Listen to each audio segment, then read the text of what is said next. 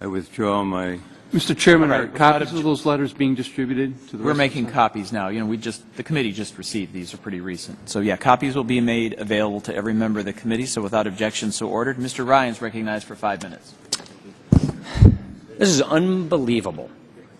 The apology that ought to be given is to the American taxpayer, not to a government agency that is abusing its power.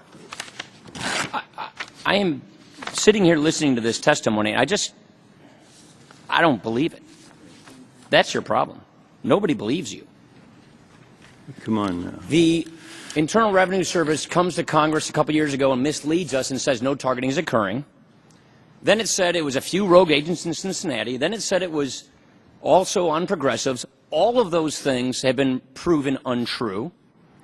This committee sent a criminal referral of possible criminal wrongdoing just a month ago to the Justice Department. We've heard nothing. You bury in a 27-page letter to the Senate asking for them to conclude the investigation that you've lost Lois Lerner's emails during the time in question because of a hard drive crash. Monday, our investigators asked your agency whether any other hard drives crashed, and we learned that 6 other hard drives of the people we're investigating were involved. You didn't tell us that. We told you on Monday. On Monday. And what did you do with the information? Because we asked you. Right, and what did you do with that information? You told us on Monday because we asked you whether any other hard drives crashed.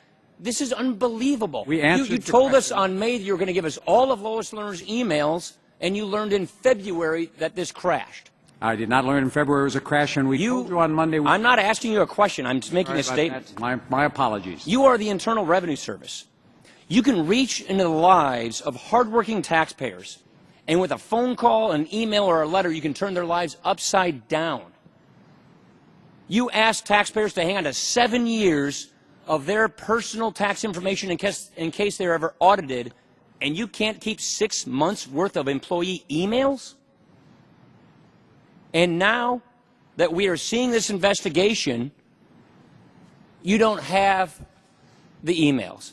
Hard drives crashed. You learned about this months ago. You just told us, and we had to ask you on Monday. This is not being forthcoming. This is being misleading again. This is a pattern of abuse, a pattern of behavior that is not giving us any confidence that this agency is being impartial. I don't believe you. This is incredible. I have a long career. That's the first time anybody has said that you do not believe me. I don't believe you. That's fine. We can have a disagreement. I'm willing to stand on our record. I'm willing to remind you that it was not buried in 27 pages. Most of that 27 pages is exhibits. When asked about the custodians, we advised you what being we knew, forthcoming, which we knew for one day. Being forthcoming is to say, I'm sorry. You know what, investigators, Congress who's investigating this Will about you this? let him answer the question? I didn't ask him a question. Yes, you Being did. forthcoming. The gentleman I control the from time. Wisconsin. I control the has time. I realize that disrupting a hearing sort of No, come on. No. people, but the gentleman from Wisconsin. I am not yielding don't- time. I control the time. He has a time.